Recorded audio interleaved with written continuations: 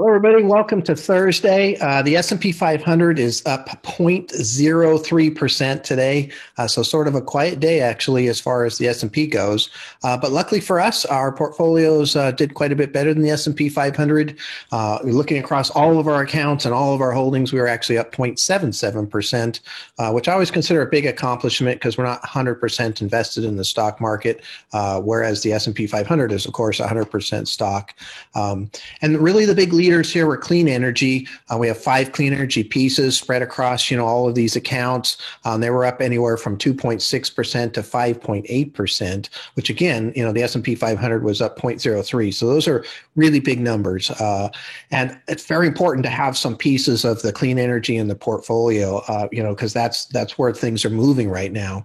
One of the projects that I do on a regular basis, almost every day, is that I pull all 2,300, exchange traded funds out of Morningstar onto my spreadsheet. And then I have a little system of kind of ranking them across 6 different time frames.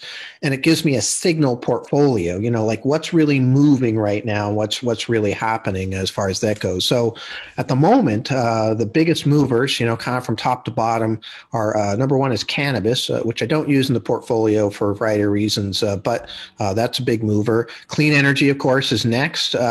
China, again, I'm not using that in the portfolio right now either because there's some other issues happening with China I want to be a little careful about, but it's definitely something to watch.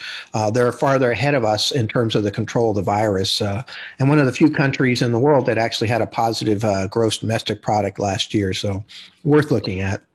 Genomics, which is we do have exposure to, and obviously genomics is doing well, partly because that's where the vaccines have been coming from, as those type of companies.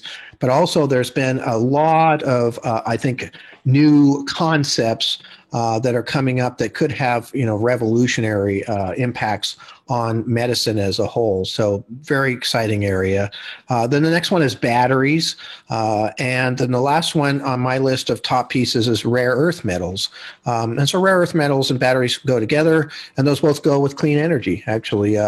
One of the key things to understand about clean energy is really that, oil and coal, for example, which are big, energy pieces, have the capability of being transported. You can put coal on a train or oil in a ship, and it's basically a way to take energy and store it and move it. Clean energy has that one problem of not being able to be stored very easily.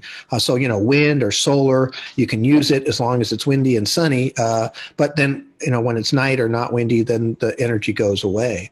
And so the ability to store that in these batteries is really one of the big areas that's being worked on now, and maybe even be able to ship these batteries into different places and what have you. So huge area, lots of money is going to be spent there. I've said for a while that this is a little bit different. For the most part, when we look at things, a lot of times it's a company that might be buying it or a person that might be buying it. And that's true with clean energy, actually. Companies and people are trying to buy solar panels and those types of things. But you're also talking about the concept of countries trying to buy that. That's another story altogether. There's a lot more money, in a scenario where you've got a country like the U.S. or China or any of the ones in Europe, as far as that goes, that are all spending money in that particular area also. So very exciting, really, really good piece. If you don't have clean energy in your portfolio right now, you're really not experiencing some of the things that we're experiencing, which is great. Now, again, they have run up a lot, and that's why I started to use these stop losses just in case they do decide to reverse all of a sudden on us. I'm giving them some room. I don't want to move out of them, but I am trying to protect some of the downside there. I think that's important. So that's what's happening right now.